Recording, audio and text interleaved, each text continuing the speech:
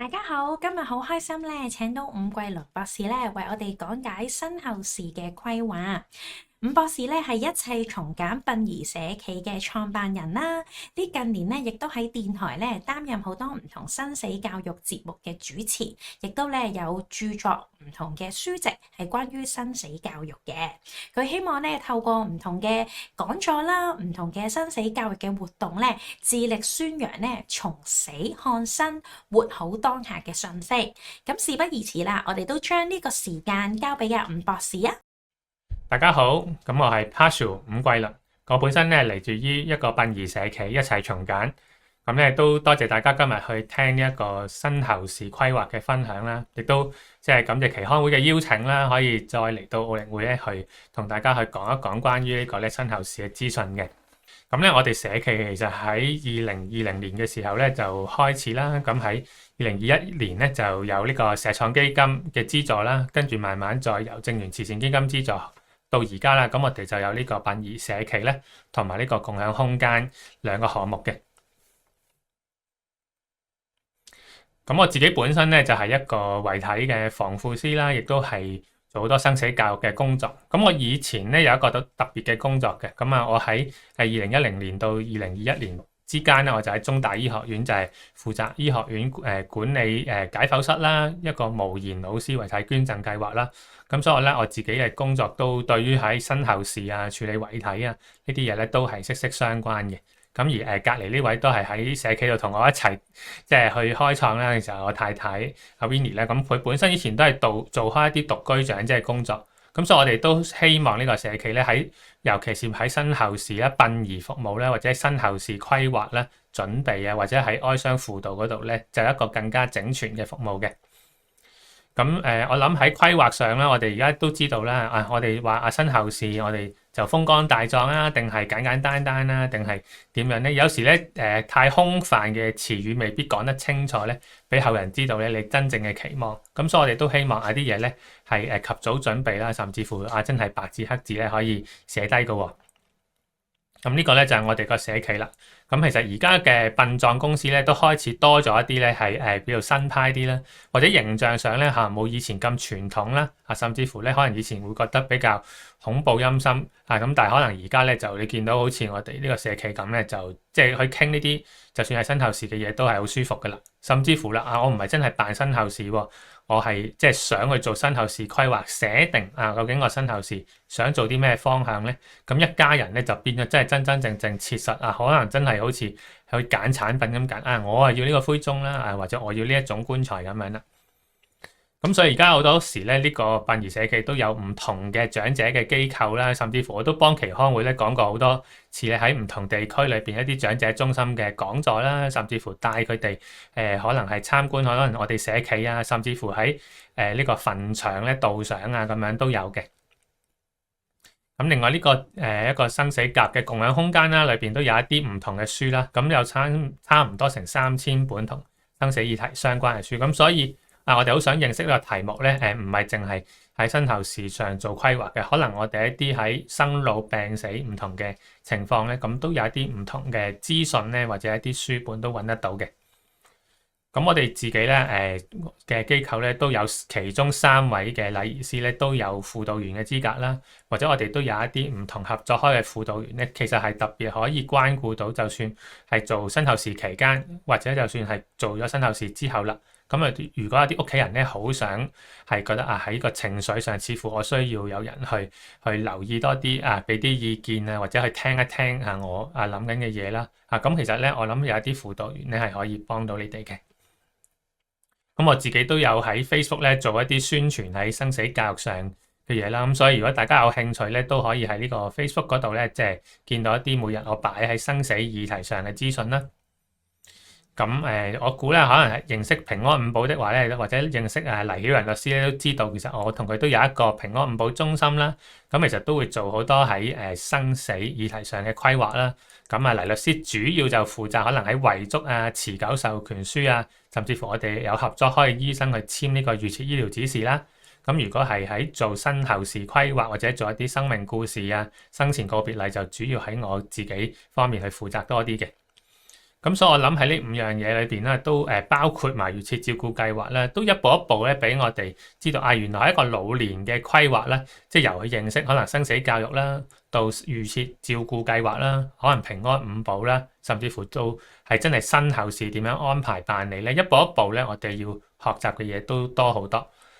咁甚至乎我哋都會形容咧，而家我哋要考慮嘅嘢咧係同步進行咧，可能係有幾樣嘢一齊。要去諗，要去做嘅咁，所以喺呢個圖都見得好清楚咧。其實喺我哋唔同嘅階段咧，到即使面對一個叫一個嚴重嘅重症到末期病咧，咁喺之前、中間或者之後咧，我哋喺呢個生涯規劃，一個老年嘅生涯規劃咧，其實都有好多嘢咧需要考慮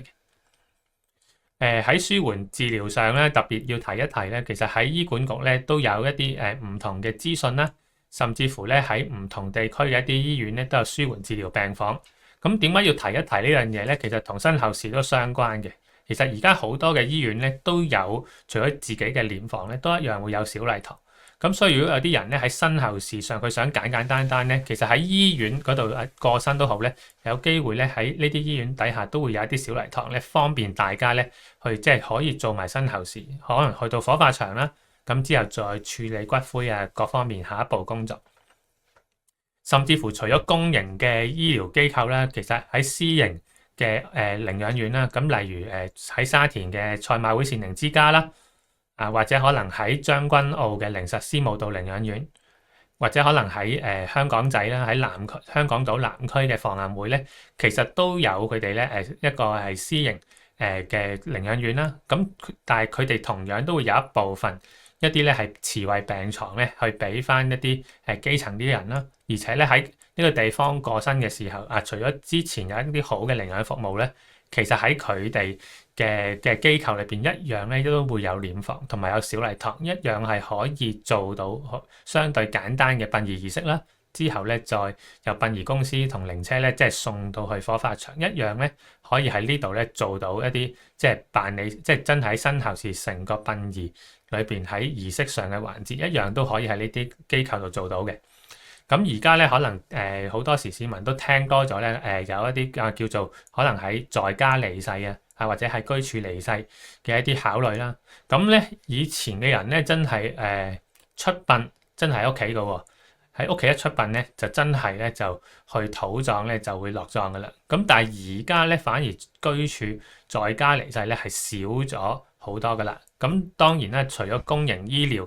嘅發展啦，甚至乎頭先我提過一啲私營嘅領養院啦。咁好多時咧，我哋都慢慢都知道喺死亡嘅地點咧，我哋都前期咧係有喺死亡之前咧都會有唔同嘅醫護人員去照顧嘅。咁所以如果要喺在家離世要做呢樣嘢咧，咁我哋就要考慮可能喺遺體上啦，嘅處理點樣去送走啦。咁但係前邊可能做嘅功夫咧，都有好多喺醫護照顧上咧都需要考慮。咁所以咧，如果喺屋企過身咧，一般咧我哋就話可能會 call 白車啦，跟住咧白車就會送到即係個先人咧就一度咧就去到醫院。咁但係實途中咧一樣都會搶救嘅。咁因為只要咧佢唔係話有明顯嘅死亡跡象，例如佢已經係成個身體冰冷凍晒啦，或者已經出咗屍斑咧，咁其實啱啱過身都好咧，你 call 白車咧，其實救護員仍然都會搶救咧送去醫院嘅。但係啦如果佢已經身體完全冰冷啦出屍斑咧，咁可能就算救護員上到門見到明顯死亡跡象嘅，咁警察咧其實之後都會再即係聯絡翻食環署嘅我哋叫所謂嘅黑箱車啦，其實都係黃色嘅車嚟嘅，咁咧就會接走先人嘅遺體。咁所以咧喺起碼處理呢一段嘅過程咧，其實都有幾大嘅分別嘅。咁但係即係如果送到醫院過身，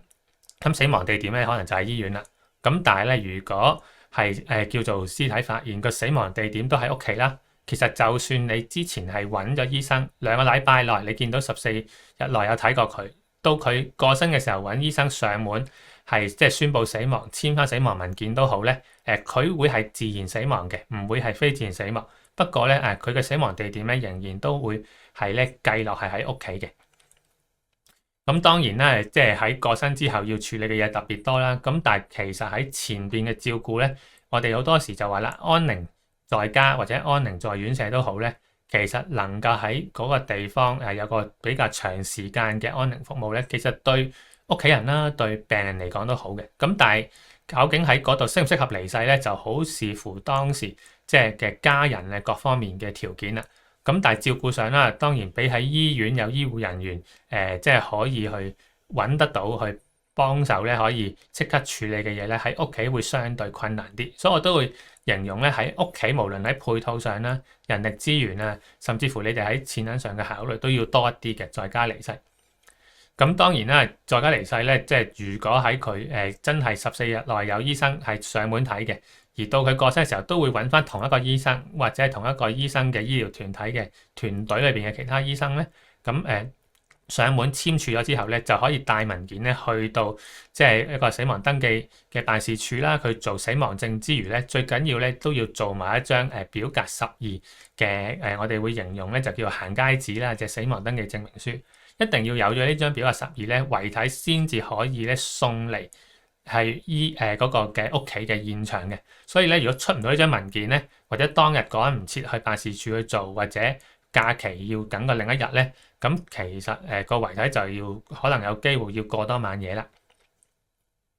咁當然啦，如果只係遇到公眾假期之內咧，其實政府咧喺金鐘咧仍然都有一個生死登記總署嘅辦事處咧，其實都可以做嘅。不過始終咧如果遺體有機會會擺多個晚夜啦，咁其實喺遺體嘅保存，除咗可能話好多時話開行個冷氣之外咧，咁如果佢嘅身體嘅質素可能有機會相對會容易會有變異嘅，或者當時嘅天氣比較即係熱啦，或者個冷氣亦都冇想像中可以下降個溫度咁多咧，咁可能就需要另外一啲咧，其實去幫助保存個遺體嘅方法啦。咁所以咧，其實要考慮在家離世啦。咁其實除咗屋企人之外啦，醫護人員嘅協助好緊要啦，殯儀嘅協助咧都係好緊要嘅。屋企人當然要有心理準備啦，但係屋企嘅配套啦、設施啦、照顧者嘅人力心力啦，甚至乎其實要預計嘅開支喎，因為要揾醫生上門啦，甚至乎係有護士上門啦，或者屋企人可能要諗呢啲嘢嘅時候，究竟屋企係咪最適合去做呢個即係離世嘅現場咧？會唔會照顧到一段時間嘅時候，其實根本係可以送翻去醫院或者去私營頭先提過3間嘅領養院咧？咁呢個都係會好有幫助，因為如果我哋要佢有個好嘅安寧照顧都好啦，都要考慮屋企嘅條件咧配唔配合嘅。咁當然如果屋企接受到喺屋企離世嘅咁嘅話咧，咁可能除咗醫護人員之外咧，咁殯儀能唔能夠即係快速去同你協助去處理文件啦？處理遺體啦，遺體帶走，跟住咧送到去殯儀館或者係相關可以去做遺體冷藏嘅殮房咧。咁其實到時咧殮房嘅收費咧都會逐日計算嘅，所以同喺醫院度過身如果公立醫院過身咧係唔收嗰個殮房嗰個冷藏費用啦，或者公眾殮房都好啦，其實都唔會收嘅。咁所以大家都要考慮喺呢方面嘅預算啦，或者可能真係送到去。例如賽馬會善寧之家，有時咧我有啲客人咧都係可能喺嗰度離世，但係前邊喺屋企咧有段時間多啲喺嗰度嘅，或者可能佢考慮到我嘅屋企似乎係自己物業喎，咁自己物業咧就未必係即係咁容易咧再考慮埋在家離世啦，因為好多時我哋都聽到咧話在家離世咧唔會變空宅嘅，咁事實上咧你真係做足頭先提過。即係醫生去上門每2個禮拜睇一次啊，醫生上門係即係簽文件宣佈死亡啦，亦都有殯儀公司帶走接走咧，其實都係一個自然離世嘅文件嘅簽署啦。咁但係可能佢嘅死亡地點喺屋企咧，咁始終咧如果第二日個物業有機會做轉讓嘅時候咧，就會影響到如果潛在買家喺簽臨時買賣合約嘅時候之前咧，其實要求要即係證明咧，其實個屋企係例如冇非自然死亡啦，冇兇案或者係冇死過人冇自然死亡都好咧。咁所以如果在家離世咧，其實都係代表緊咧呢個屋企咧係仍然係有即係死亡嘅情況，死亡嘅事件發生咧。不過佢係一個自然死亡，咁所以可能喺個屋企裏邊咧，屋企人可能覺得係可以接受嘅。咁但係如果呢個物業第日將來會做買賣，而潛在買家係唔接受，或者佢接受嘅，不過佢要你再俾多啲嘅即係折讓咧，先至可以成交咧。咁到時咧都可以係一個損失嚟嘅。咁所以可能好多時我哋會形容，如果買家即係有心要做即係呢一方面嘅講解啦，我會形容如果你俾佢可能因為有自然死亡喺屋企而即係折讓咗2至5%咧，其實對屋企人嚟講都係一個大嘅損失啦。因為即係一個500萬嘅樓，如果折讓2%都冇咗10萬蚊啦。咁10萬蚊嘅一個數目，其實正正咧已經可以足夠咧喺賽馬會善寧之家住1個月病房，可能已經連埋佢禮堂嘅租場都差唔多咁嘅價錢啦。咁所以究竟喺屋企過身值唔值得做呢樣嘢咧？咁可以再考慮嘅。咁當然啦，其實有啲人咧都未必真係會行呢一步嘅，佢一樣都會喺即係醫院過身啦。大部分嘅人咧，其實始終都係返公立醫院度過身嘅。而家越嚟越多人咧都會揀咧喺醫院出嘅啦，甚至乎如果個死者本身都係攞綜援嘅話咧，咁因為佢係一個綜援人士嘅關係咧，喺政府社署其實係有一個咧嘅資助額。咁其實喺2025年嘅4月之前啦，咁當呢個時候咧，其實仲係一個170大約17,000蚊左右嘅殮葬津貼嘅。咁當然啦，呢個日子之後咧，其實每年咧社署都會有一個調整啦。佢可能會加咗呢個價，可能會減咗，可能係會維持呢個價。咁我估俾大家知道咧，就喺17,000多啲嘅底下咧，大約就係綜援人士咧可以攞到個殮葬嘅津貼費用。咁咧，大實17,000咧，究竟足唔足夠去做一個殮葬嘅儀式咧？咁其實如果係做醫院院出，或者咧佢係做簡錄式殯葬的話咧，其實咧應該都足夠嘅。咁但係無論你係揀醫院院出，或者你係唔係綜援人士，定係你係一個中產，定係有錢人都好咧，其實你都要考慮下，就係你揾殯儀公司咧，都要揾一間可信嘅殯儀公司啦。你最好係攞咗報價，屋企人真係傾清楚啦。未決定揾殯儀公司之前咧，攞資訊都好，就唔好俾正本嘅文件佢啦。因為俾正本文件咧，如果佢吸咗印咧，要再做取消註銷咧，就有啲即係要有啲繁複嘅。咁咧，同埋喺唔同嘅宗教底下咧，其實都一樣有佢比較簡單或者繁複嘅處理方式嘅。所以咧，就算你話揀道教，有啲人話係咪一定要破地獄啊，或者係咪一定要好複雜咧？咁其實道教都可以有簡單嘅模式嘅。咁只係我哋有時咧有個約定俗成嘅諗法，以為做道教、佛教一定係要好複雜，其實都唔一定嘅。做基督教或者天主教咧，的確亦都會比中式相對簡單啲嘅。咁但係都會有人想佈置得靚啲啦，用多啲花藝啦，甚至乎未必喺殯儀館啦，喺教堂咧，呢啲都係佢哋嘅一啲考慮。所以就算你話做西式都好，都一樣可以係可以複雜一啲，或者我係無宗教嘅。最簡單又好或者我要好個性化去做都好，一樣可以有佢簡單繁複嘅選擇。不過咧，如果我會咁樣形容，如果你有心咧係諗住火化嘅話咧，就好似呢一度嘅建議啦，消委會建議咧，其實咧就未必需要揀一個咁貴嘅棺木啦，因為以前嘅人咧入土為安啦，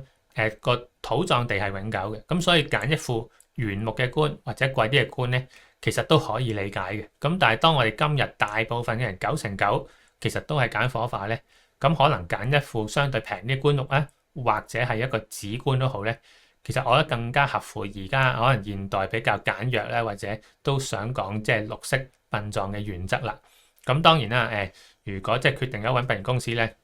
屋企人有時情緒之間會有啲浮動，但係咧就可能唔適宜咧再喺殯儀公司嗰度咧喺不斷去再轉。如果唔係咧就會拖住咗成個殯儀程序啦。遺體亦都唔適合咧擺放太耐，咁所以呢啲都要注意嘅。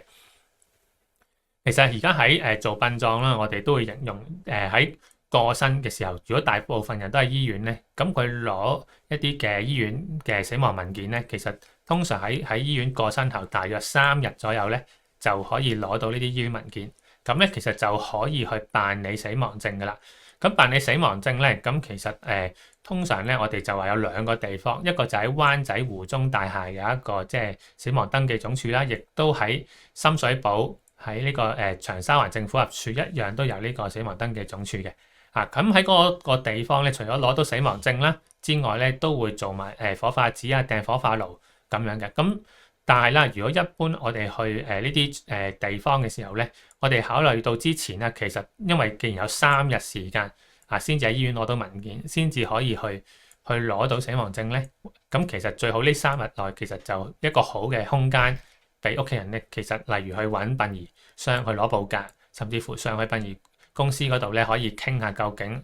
唔同嘅殯儀安排。當然第一間如果心水係啱嘅，或者可能都已經係有人介紹信得過嘅，咁可能你未必會想即係做殯儀都仲要貨比3家。咁但係如果可能你第一間傾落咦唔多妥喎，其實起碼你仲有呢幾日時間咧，都仲有空間咧，可以再睇下觀察下會唔會睇下會唔會有其他嘅殯儀公司，或者你想像上次呢個喪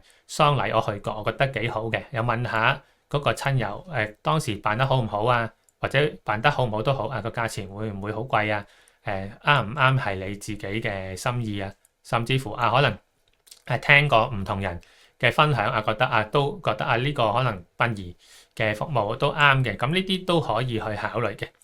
咁當然啦，到真係商討嘅時候咧，屋企人咧未必即時有一個即係統一嘅方案，咁就喺傾談嘅過程咧，同殯儀之間其實就睇下佢會唔會有足夠嘅透明度，可能講得清楚俾你聽啦。甚至乎你喺傾嘅過程佢可能會有個報價俾你嘅，真係要問清楚日後會唔會喺其他唔同種類嘅情況底下咧，會唔會有其他嘅收費㗎？咁如果大家講清講楚咧，咁亦都令到之後突然之間有抬價各方面嘅話嘅風險咧就會減少啦。咁另外咧，即係我諗喺傾清楚殯儀細節，定咗日子啦。咁你當然即係去到要即係做儀式嘅時候咧，咁如果係需要領體去到殯儀館度做儀式，係有一個情況咧，或者可能根本就喺醫院院出咧，都係一個情況嚟嘅。咁我都會建議啦，如果喺公立醫院嘅時候咧，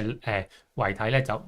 其實大部分情況咧，我都唔會建議超過3個星期嘅。咁當然啦，我都理解可能喺我哋中國人嘅社會都覺得可能擇日都有需要喎。咁但係都唔好為咗擇個好日咧拖得太耐啦。因為如果唔係咧，先人個遺體有咩變化咧，其實始終咧對先人嚟講都係唔係幾好啦。其實都可能即係一種不敬嚟嘅。咁呢個大家都要注意下，盡量唔好超過3個星期。咁當然啦，有時爭少少。你就自己要決定啦，都唔好超過4個星期啦。如果唔係咧，可能先人個身體有咩太大變化咧，屋企人就算見到咧，都會有一種即係心理負擔或者創傷嘅。咁第日至於可能個骨灰點處理咧，可能大家都會覺得而家咧越嚟越多唔同嘅骨灰去處理嘅方式咧，咁我一陣間都會再介紹嘅。咁同埋我諗喺處理殯儀實務裏邊咧，屋企人都要考慮下屋企人之間有冇人係特別喺情緒上嘅關懷需要多啲咧。咁我諗屋企人有時都要注意下佢哋嘅情緒上嘅狀況啦，或者如果有啲嘢好想係做俾先人嘅，咁我覺得咧其實可以喺儀式之間咧，無論係用翻傳統嘅儀式，定係用一啲新嘅方法，都可以表達到你對先人嘅懷念嘅。咁當然最理想就係根本死者生前原來已經寫好咗佢身後事想做啲乜㗎啦，白紙黑字，大家跟住嚟做咧。咁我見過好多時候，如果死者之前有做呢樣嘢咧，其實對屋企人嚟講係最少負擔，因為佢哋根本唔使嗌交，唔使傾點先對你最好，因為你已經寫清楚點樣嘅殯葬方式咧，就係對你最好啦。咁所以喺儀式裏邊啦，我哋有時有個宗教上、靈性上嘅需要啦，但係同時間咧，儀式都係幫你嘅家人咧一步步咧喪親者可以表達到一啲佢哋自己心裏邊內在情感嘅需要啦，或者一啲咧心靈嘅需要嘅。咁我呢度有個好簡單一個少少嘅後事規劃嘅表啊。咁其實我哋咧就社企都有一個比較複雜啲嘅一個身後事規劃嘅表啦。但係呢個簡單版咧都我相信都足夠俾你同屋企人打開話題嘅啦。例如頭先我提過啦，究竟我過身嘅地點喺邊度咧？或者我出殯嘅地點喺邊度咧？我想做嘅儀式究竟係要好似殯儀館守夜橫跨2日到出殯2日嘅，定係1日個嘅儀式咧？或者我係用乜嘢宗教嘅？我喺出殯之後究竟火化、土葬或者可能個骨灰由咗嚟有咗之後，究竟係擺骨灰龕位啊，定係撒灰？撒灰喺花園定撒灰落海咧？定係根本個骨灰擺屋企啊都唔錯喎，做紀念嘅飾物都唔錯喎。咁棺木咧，其實都有中式嘅棺木啦，西式嘅棺木啦，甚至乎咧一啲叫紙棺、環保棺啦。咁亦都有啲人咧傳統啲，我覺得我高壽過身咧，我會着壽衣嘅，或者我高唔高壽都好，我中意着某套衫嘅，咁呢個都可以選擇嘅喎。或者我用嘅相片，好多時咧有好多家人咧要揾翻一張啱用嘅大相，有時都係15、16都係好困難嘅。你自己揀定你一張開心相或者標準靚仔相或者一個有特定紀念價值嘅相咧都可以嘅。甚至乎啦身後要處理嘅事，原來仲有一個咧，好多人都忽略咗嘅，就係有啲人咧佢生前可能係登記咗器官捐贈或者遺體捐贈。如果登記咗器官捐贈而喺佢過身後咧，器官捐贈主任或者醫生咧同屋企人去講佢有咁嘅意願，而咁啱佢嘅器官又真係配對到某啲人咧，咁我都會鼓勵就係屋企人盡可能都唔好反對啦，尊重翻死者，即係喺佢死後身後行善嘅一個諗法啦。甚至乎如果過身後佢想捐遺體俾可能香港中文大學或者香港大學嘅，咁呢個都係一個選擇。尤其是咧喺中文大學咧係有一個特定嘅模式咧，係可以俾登記人或者係俾喪親者咧可以再決定翻咧，究竟喺捐贈遺體究竟我係俾醫學生做解剖，係可能一個係開刀會拆得散啲嘅方向咧，定係我係做醫生嘅或者醫護人員嘅培訓，咁個身體嘅創傷會相對少啲啦，或者可能喺身體某個部分會做標本咧。咁呢啲都喺中大咧係可以俾即係登記人生前，或者可能係佢過身捐贈遺體嚟嘅時候，俾屋企人再作一次一個決定嘅。咁呢個喺中大咧嘅無言老師遺體捐贈計劃會特別會有多重咁嘅選擇啦。咁所以咧，其實喺身後事上咧都有一啲有機會額外嘅方向嘅喎。咁亦都有多人都會諗啦。以前咧古人咧就覺得風乾大葬好緊要嘅，咁但係我諗現代人、現代嘅老人家咧，大家可能對於風乾大葬嘅要求都冇咁高㗎啦。咁當然你都有你嘅選擇嘅，或者我覺得起碼做到某個程度人有我有嘅，或者莊重得體嘅，定係真係一切從簡，定係即係我要簡單到即係最簡單咧咁呢啲真係要同屋企人即係細緻啲講清楚啦。咁咧，如果自然死亡同非自然死亡啦，咁我哋咧喺即係一個人過身之後咧，個做法同埋處理嘅文件會有啲唔同嘅。自然死亡咧，一般都係指喺醫院過身嘅時候咧，其實之前已經留院超過24小時㗎啦。咁或者我頭先提過嘅在家離世咧，有特定已經有醫生照顧睇2個禮拜睇一次，再由醫生去簽呢個死亡文件咧，咁其實呢啲都係死亡，都係屬於叫自然死亡嘅。但係如果佢入院唔夠24個鐘而過身，或者可能佢嘅死亡現場唔喺醫院，喺醫院以外嘅其他嘅地方突然死亡，死於意外、自殺諸如此類咧，咁呢啲其實都係非自然死亡。咁但係如果佢瞓下一覺，例如佢係壽終正寢嘅，咁但係到送到醫院咧，喺醫院先宣布死亡咧，佢仍然都係非自然死亡。雖然佢嘅死亡狀態咧，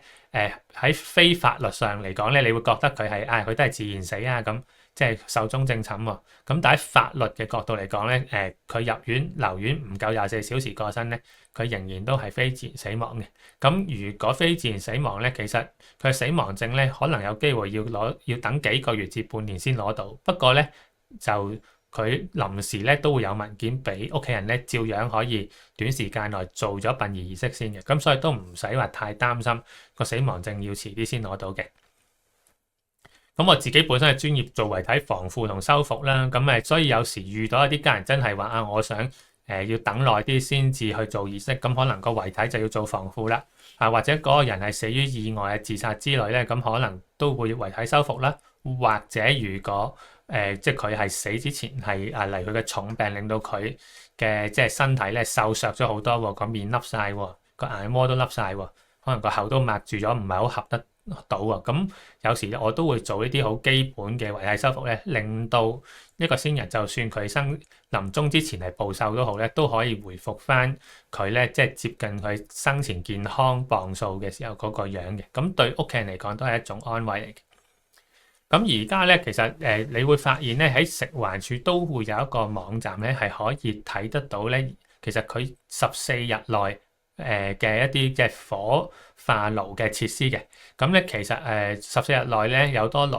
如果你見到佢好快，咦？見到點解呢啲零晒嘅？嗰啲會咁多位嘅？咁通常好快零晒嗰啲咧，都係喺通勝嚟講比較好日啦，因為好多華人都會揀日子嘅。咁如果多位嗰啲咧，通常咧就係叫通勝唔係咁好嘅日子啦。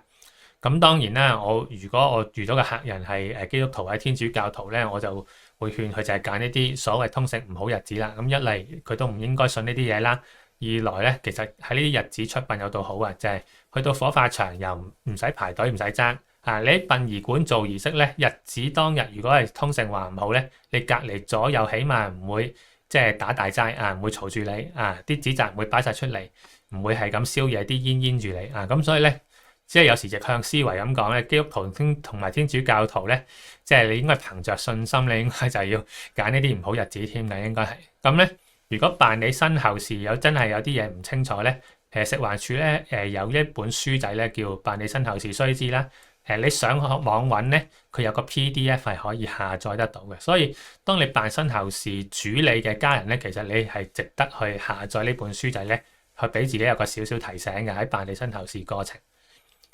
咁而家咧亦都食環署都好大力推廣綠色殯葬啦，咁尤其是喺紀念花園撒灰落海咧，咁呢個係都係大勢所趨嚟㗎啦。咁啊，而家咧我相信咧去到即係呢個時候咧，而家嘅綠色殯葬嘅選擇嘅人數咧都接近2成㗎啦，我相信都係。咁但係啦，即係仍然有80人，點解都會仲係揀傳統嘅方式咧？咁我相信都需要時間慢慢大家係適應嘅。二來綠色殯葬嘅選擇，我相信都會越嚟越多啦，越嚟越理想啦，都會令到大家咧覺得綠色殯葬都係一個好嘅選擇。咁而家咧食環署有個綠色殯葬網站咧都更新咗，其實都幾靚，都幾多資訊嘅。唔係淨係講綠色殯葬嘅，尤其是咧例如身後事安排，除咗頭先本書仔咧，你去呢個網站都會揾到有個身後事安排流程圖啊，各方面咧都幫助喪親者去辦理身後事嘅時候咧，有一個即係更理想嘅一個流程咧，俾佢哋可以知道佢個進度大約做成點樣啦。咁綠色殯葬咧，當然都唔係淨係撒灰花園同海咁簡單啦。其實你減少消耗咧，減少碳排放咧，甚至乎係用一啲紙棺咧，各方面其實已經有好大幫助㗎啦。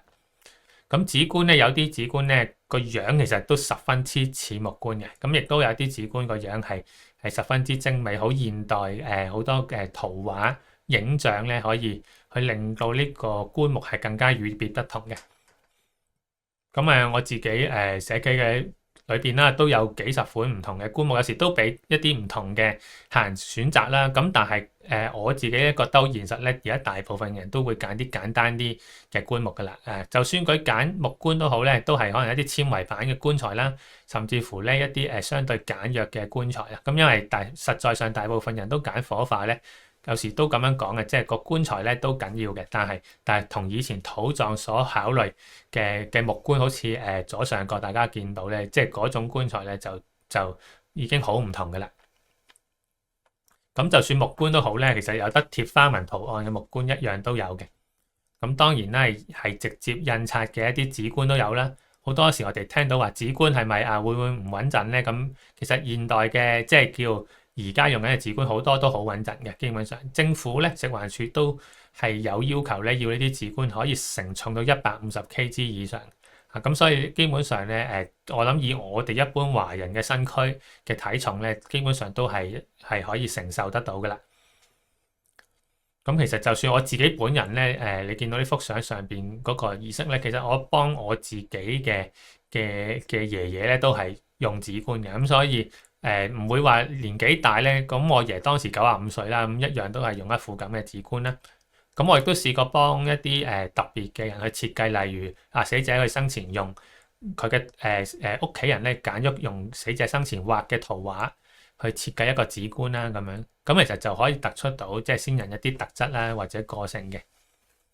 咁咧，如果喺殯儀館做儀式咧，我哋好多時都話橫跨2日，第一日守夜，第二朝出殯。呢個仍然係比較多人揀嘅選擇。咁大家越嚟越多人揀咧，就例如醫院院出啦，甚至乎我哋中間呢個咧就話過境咧，即係無論喺殯儀館定喺教堂咧，都係做半日儀式嘅啫。咁其實所謂半日都係嗰3個鐘頭左右嘅啫。咁未必需要去到橫跨2日噶啦。通常咧揀得要橫跨2日嗰啲咧，通常都係為咗喺守夜嗰晚咧，盡量就到多啲人放工可以嚟嘅。咁但係如果唔係嘅，你根本係人少少，定係最親嘅人，或者真係即係最好朋友最親嘅人咧，講真，就算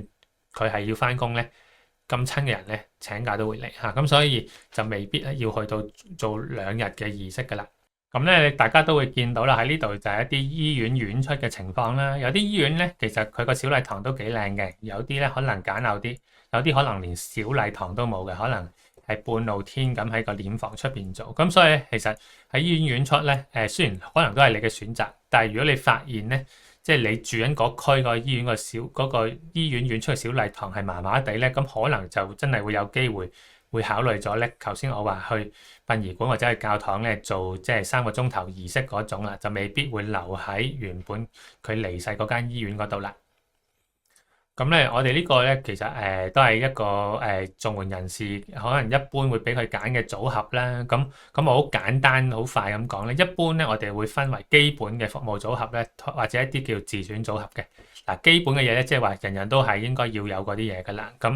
例如咧，佢嘅會有一個嘅棺材啦，我哋見到嗰個寫住日商，或者係如果係用簡單嗰個環保紙箱咧，仲會送多個冠冕花球添啊。咁另外可能佢嘅裝裱啊，佢嘅大相啊，靈車五公啦，可能先人佢穿衣化妝咧，佢嗰張壽被啊，佢着嗰件衫或者係壽衣啦。佢咧屋企人咧英雄利是啊吉儀呢啲我哋會準備埋俾佢嘅。咁有啲傳統人咧就會喺個先人個口度會希望咧我哋就會再幫佢加個金銀珠口寶啦。咁如果你係西式嘅儀式就未必需要嘅。咁例如屋企人嘅喪服啦、獻花啦、可能中間嘅統籌啊，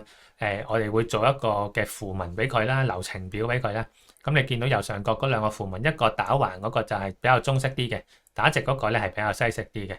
另外可能佢嘅死亡證啊、灰袋啊，甚至乎咧佢嗰個辦理骨灰嘅手續啦。咁我哋公司因為有輔導室啦，我哋都特別希望幫到一啲即係基層有需要嘅人咧，佢都可以接觸到一啲哀傷輔導嘅服務嘅。咁另外可能自選擇 A、B、C、D、E 咧，通常無論佢係揀咩宗教啊，定係佢想要多個旅遊巴啊，定係佢去石灰花園要個石碑，或者佢想去標準政府嘅骨灰龕位咧，咁呢啲都可以俾佢再自選。咁正常咧，17180咧，即係政府嘅資助咧，就唔使佢哋額外銀荷包咧，再要多啲嘢噶啦。咁咧，頭先除咗醫院院出啦，呢啲就係喺公眾殮房嘅院出啦。嗱，公眾殮房咧亦都幾參差嘅。你見到右邊靚啲嗰個咧就係富山殮房啊。咁但係咧隔離冇咁靚嗰個咧就係葵涌殮房同域多利殮房。咁所以咧3個公眾殮房都好咧，都有一個明顯靚啲，另外有啲係冇咁靚嘅喎。咁當然啦，去到殯儀館你要到好靚，或者另外再即係有唔同嘅裝飾都得啦。咁當然亦都有啲人因為唔同嘅宗教原因啦，佢個佈置上都有分別嘅。咁當然儀式成個組合令到成個感覺各方面都有唔同嘅啦。咁如果去教堂或者去聖堂都有唔同種類嘅選擇啦。咁而家咧大部分咧即係9成9嘅人都係揀火葬嘅。咁當然啦，有一部分人都會揀土葬，尤其是如果佢係想買永久地咧，就會似我而家見到呢個咁咧，會做埋一個明重俾佢嘅。真係咧有個石室裝好個棺材嘅。咁土葬地咧，其實政府都有唔少嘅，不過咧基本上都係6年起骨㗎啦。咁所以起咗骨咧就會可能有啲人會揀火化啦，有啲人會轉金塔地啦。咁當然咧，而家絕大部分人都會揀火化㗎啦。咁如果土葬咧，我甚至乎都試過係用紙棺土葬添嘅。咁呢個係非常之環保嘅做法。你見到連嗰個石室都冇埋㗎啦，個石碑都係做得好簡單，跟住用紙棺去做啊。咁呢個係絕無僅有啦，當然。咁另外亦都有一啲人咧都會考慮政府嘅政府嘅骨灰龕位以外咧，可能佢會揀私營骨灰龕位㗎喎。咁政府嘅骨灰龕位咧就2000幾蚊，不過咧就有20年之後要續期嘅問題嘅。咁如果屋企人咧有信心即係20年之後仲有親人有後代去續期咧，佢都係10年咁續期嘅啫。咁但係如果買私人骨灰龕位咧，一般都會係永久啦。不過其實所謂永久咧，都要考慮到可能2047年之後咧，佢會有機會仲有新嘅安排嘅。咁但係啦，如果私人骨灰龕位如果你想認清楚究竟邊啲係合法咧，你就可以去翻呢個網站嗰度。咁暫時咧，其實係得10幾間係合法嘅私人骨灰龕位嘅啫。咁所以有好多可能你認識嘅私人骨灰龕位咧，其實都係未正式合法，都唔出奇。所以自己就要去呢個清單嗰度睇清楚啦。咁政府咧，其實喺2020年之後咧，其實多咗屯門爭咀呢個靈灰安置所同撒灰花園咧，其實私營骨灰龕位咧已經冇炒賣得咁熾熱，因為事實上呢個地方都有成17萬個骨灰龕位咧，連埋撒灰花園嘅石碑咧，其實都足夠咧，即係香港人呢幾年內嘅需要啦。何況咧，其實喺2025年嘅下半年之後咧，政府亦都會有喺即係馬鞍山石門一個新嘅墳場同埋撒灰花園咧，都會喺嗰度咧就會又有新嘅服務去投入咁所以咧喺未來其實骨灰龕位同撒灰之間咧都係有足夠供應。不過咧，我諗喺現代而家嘅人嚟講咧，就因為骨灰龕位始終有一個20年嘅限制啊嘛，咁所以咧撒灰花園嘅石碑係永久嘅喎，咁所以呢個反而係多咗人去考慮嘅選擇嚟嘅。咁而家嘅撒灰花園或者係骨灰龕位石碑，除咗用一啲傳統黑金箔字咧，都有我哋而家呢一種咧叫全彩瓷嘅石碑，一啲新嘅選擇啦。咁喺政府嘅撒灰花園咧，其實亦都有13個咁多嘅，再加埋私營墳場嘅撒灰花園咧，其實喺唔同嘅區域，大家都可以去選擇嘅。咁呢啲都係其他嘅私人墳場一啲例子俾大家睇下啦。咁撒灰花園咧，通常而家好多時咧，我哋以前見到都係啲金屬嘅撒灰器，一度撳掣咧，啲灰就喺個金屬撒灰器嘅底部就會散落咗喺個草地嘅。咁我以前都試過，客人就唔想撒得咁近啊，咁我用一個長啲嘅紙筒幫佢撒遠啲都試過嘅。咁但係咧，而家食環署都有啲新嘅紙筒型撒灰器啦，因為咧有啲人都覺得金屬撒灰器太重啊。咁紙筒撒灰器咧，其實都有啲坊間都有啲精美啲嘅版本嘅咁或者好似呢一種紙嘅摺紙撒灰器咧都得嘅。所以通常啲紙撒灰器有個好處咧，就撒完灰咧，佢直接咧可以化咗佢，或者寫啲嘢貼啲嘢上去咧，比較個人化一啲嘅。咁撒灰花園咧，其實雖然佢有選擇嘅器皿俾你揀啦，但係有啲人都會可能除咗揀舊式撒灰器或者紙筒撒灰器咧，咁我都試過見過有客人咧係用手用其他方式都有嘅。咁除咗撒灰花園嘅，例如撒灰落海咧，咁政府有呢隻海上撒灰嘅專用船啦，都係以前嘅汽車道路。咁咧其實有3個指定海域，一個就喺塔門以東，一個喺東龍洲以東，一個喺西博寮海峽以南嘅。咁政府呢隻船咧，其實逢禮拜出船啦，咁喺北角碼頭出船。咁咧，但係啦，佢有少少限制嘅。呢隻船咧係好多個家庭參與嘅，10幾20個家庭。但係咧，每個家庭嘅人嘅限額咧就得10個嘅啫，10個親友。咁但係上到船咧，其實呢個船本身一來係免費啦，二來都有專人咧去協助去做呢個撒灰儀式嘅。咁而且個灰要落去個水咧，佢係有一個水溶可以分解嘅膠袋袋住嘅，亦都有啲鮮花可以撒落海啦。咁同埋完咗之後會有個撒灰證書同相架會俾翻家屬。咁所以咧，佢同撒灰花園有啲唔同咧。撒灰花園有個永久嘅石碑，咁而撒灰落海係冇嘅，就會有嗰個證書同相架嘅。咁如果要去悼念咧，咁政府都有特定嘅日子咧，即係去出船去俾屋企人咧去做一啲悼念啦。或者可能有啲人唔想係同其他人一齊參與嘅，咁我哋社企都試過係幫人咧幫啲客人係即係租遊艇，跟住咧就嗰個家庭可能30幾人咁樣去用一個遊艇咧就出到海，就用一個生物降解嘅灰盅咧，就喺船尾就放落海啦，跟住等佢慢慢浮一段時間就會沉，跟住都會溶解嘅。咁所以其實都有唔同嘅方法去做綠色殯葬。咁而家綠色殯葬咧，政府都可以咧當先人過身咧，其實可以去翻佢哋喺紅磡或者跑馬地嘅辦事處去做啦，甚至乎咧你可以為先人做一個無盡思念網站，其實用政府呢個網站咧去做一個紀念網頁俾先人，亦都可以咧上載相片啦，寫一啲嘢啦，甚至乎咧俾一啲可能電子嘅紀念品或者可能電子嘅紀念花啊、生果啊或者一啲食物都有嘅。咁亦都多咗人考慮咧，骨灰可能唔係淨係頭先我講嗰啲地方啦，擺喺屋企啦，甚至乎做飾物。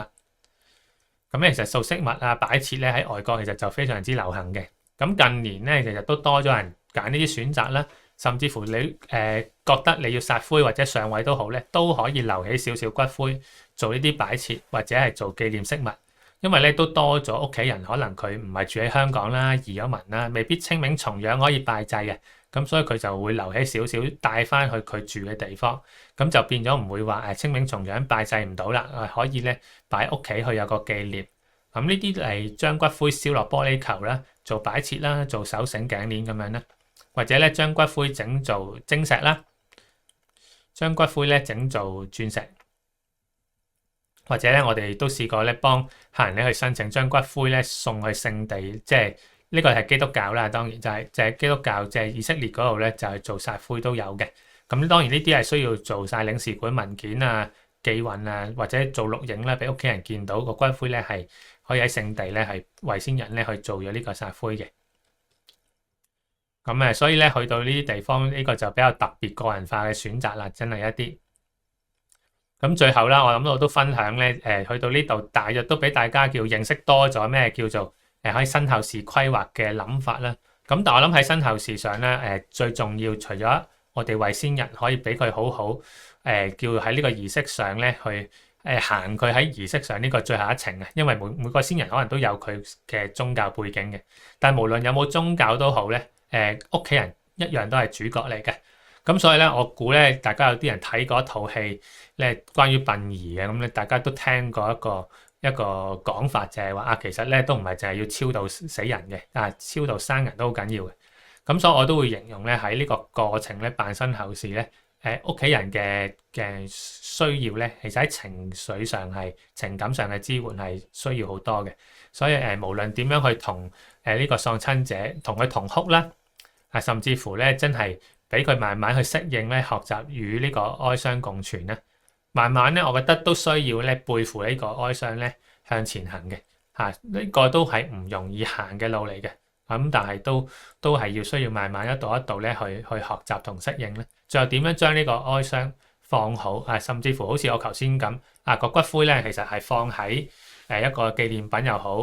佢上咗位定撒咗灰定落海都好咧，一個好嘅道別點樣俾先人可能在生嘅時候臨終有好嘅善終啦，屋企人同佢之間喺佢死亡嚟臨嗰刻有個好嘅道別啦。咁但係屋企人點樣喺呢個喪禮或者完咗啦嘅時候可以好好去過佢嘅生命嘅新嘅一個頁咧？咁我覺得點樣喺儀式裏邊安排都好緊要嘅。咁所以都多謝大家啦，都希望大家可能喺身後事嘅一啲規劃同認識上可以知多啲啦。咁有機會就可以再即係喺奧靈會啦，喺呢度唔同嘅片再見大家咧，或者喺即係其他嘅場合，或者咧可能喺即係網站呢個social media 各方面平台咧，就再解答大家呢啲問題嘅。咁都多謝大家。